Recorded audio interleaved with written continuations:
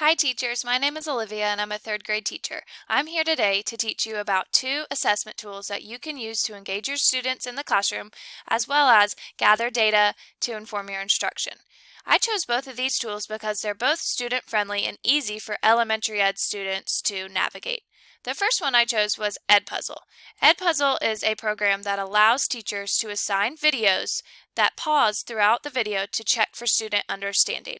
So I went ahead and added some videos to my content. Teachers can search popular channels with different videos that they can then create and edit or use as is. So one of the ones that I decided to use was on adjectives. This video is already pre-created with 4 multiple choice questions and 1 open-ended question added in to pause and check for student understanding. So the students will be assigned to this video, they will log in, they will watch the video, and they will answer the questions. So for example, as they're watching, when it reaches this point, it will pause for the students to answer the question. What do adjectives do? They would choose modify nouns and then hit submit. This is beneficial for students because it provides them immediate feedback. Once they hit continue, the video will continue to play. It then pauses for the next question. Say they got a question wrong. Submit.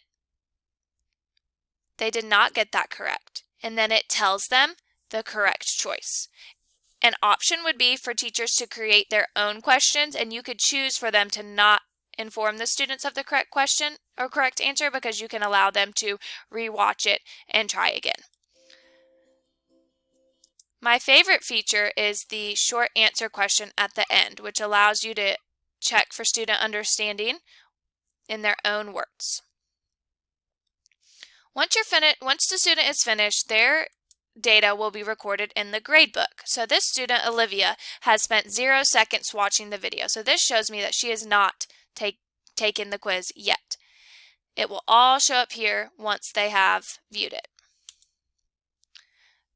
The second assessment tool I want to teach you about today is Kahoot. Kahoot is a more game-based assessment tool where you can allow students to independently play one-on-one or they can play as a team. Reports are provided for teachers to see what the students have scored based on previously used Kahoots. Teachers can create Kahoots and edit pre-made Kahoots. So this is a Kahoot that I would like to edit. I have the option to edit where I can change the amount of time the students have to answer. I can change the image. I can change the answer choices.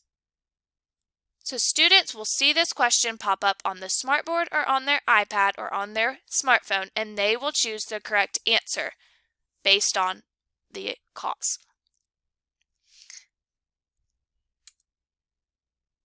Then teachers can go to reports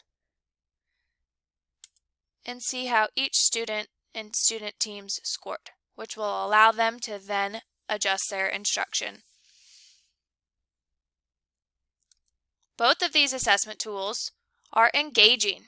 They provide teachers with data to inform their instruction, reteach, or extend their students.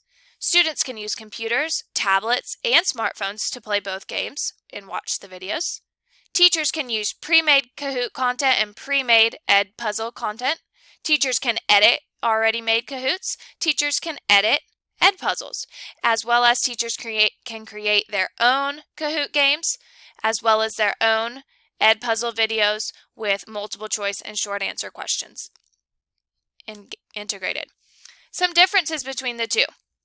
Kahoot can be played independently or in teams, while Edpuzzle is more of an independent assignment. Kahoot is more game-like, while Edpuzzle is more of an assignment to check for student understanding independently. Kahoot provides real-time data as the game is played, while in Edpuzzle, teachers must wait until the students have completed the video and submitted their assignment.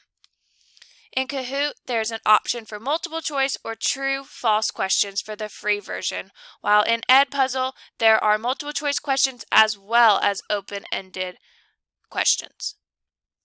These are both very engaging assessment tools that allow teachers to assess their students' understanding and guide their further instruction. So this is something that I hope you try out in your classroom as soon as you can.